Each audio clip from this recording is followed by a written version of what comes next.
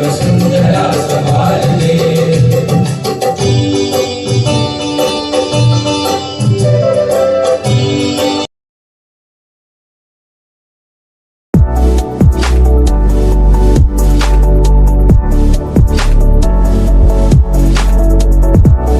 कोई काट लेता है जिंदगी जीवन की तरह की मिसाल बन जाए। अपना આગળના પ્રોજેક્ટ એવા નવતભાઈ વિનંતી કરું કે પોતાનું મંતવ્ય રજૂ કરે। ઘટનાને આપણે સામાન્ય રીતે અકસ્માત એવું નામ આપતા હોઈએ છીએ। આ અકસ્માત એ કોઈ કુદરતની દેન નથી, એ તો આપણા હાથની વાત છે। આપણે જાણી જોઈને કલેક્ટર, પીએસઆઈ ઓફિસર્સ, પીએમ આ બધાય આવશે અને લોકો નિર્દોષ માનસ પર લઈ અને શિક્ષકો પાસે શિક્ષણ મેળવવા માટે આવશે। તો આ નિર્દોષ માનસ પટ ઉપર શિક્ષણ, સંસ્કાર અને તેની સાથે સાથે સલામતીના પણ બીજ રોપવા એ આપણું કર્તવ્ય છે અને આ કર્તવ્ય અનિવાર્ય છે। और आज मैं आप सबके समक्ष सड़क दुर्घटना की समस्या और उनके उपायों पर अपने विचार साझा करने के लिए खड़ा हूँ। एक इंसान जब सुबह उठता है तो उसके मन में कई सपने, कई लक्ष्य होते हैं। अपने घर से बड़े खुश मन से जब वो बाहर निकलता है तो ये सड़क ही है जो उसको उसकी मंजिल तक पहुंचाती है। સરકારશ્રીએ સ્પીડ લિમિટના બોર્ડ માર્યા છે। કઈ જગ્યાએ ઓવરટેક કરવું, કઈ જગ્યાએ ઓવરટેક ના કરવું તેના પણ બોર્ડ માર્યા છે। કઈ વન વેના બોર્ડ માર્યા છે, પણ છતાં પણ તેને આપણે અવગણીને આપણે જે અવગણીએ છીએ અને બેફામ ગાડી ચલાવીએ છીએ તો થવાના જ છે।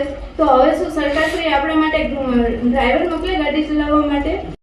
સાંભળશો, આજના આધુનિક યુગના વિશ્વમાં કેટલીક અનૈચ્છિક ઘટનાઓ અને અકસ્માત સર્જાય છે, જેમ કે અચાનક આગ લાગવાથી થતા અકસ્માત, જર્જરિત મકાન અચાનક પડી જવાથી થતી સમસ્યાઓ।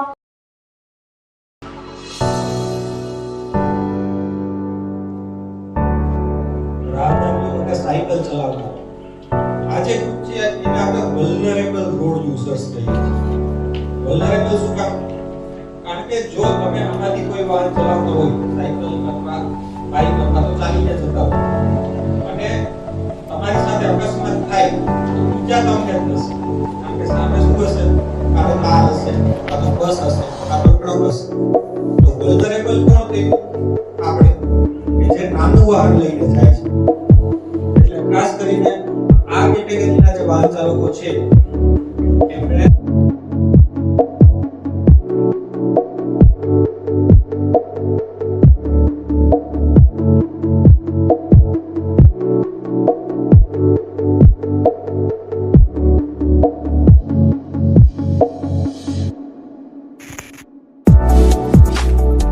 કોન્ટેન્ટ સાથે ફોકસ કરનાર બે વિરંગામાં પ્રિયંકા તમે દ્વિતીય નંબર પ્રાપ્ત થશે।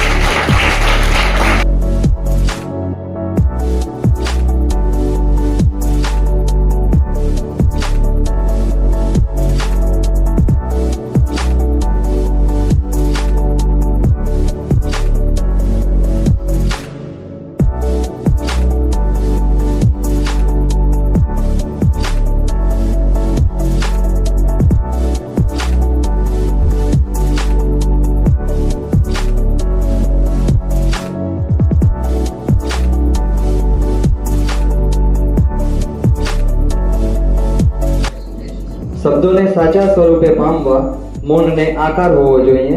શબ્દોને સાચા સ્વરૂપે પામવા મૌનને આકાર હોવો જોઈએ। મિલનનો અંત આવે ત્યારે આંખમાં આભાર હોવો જોઈએ।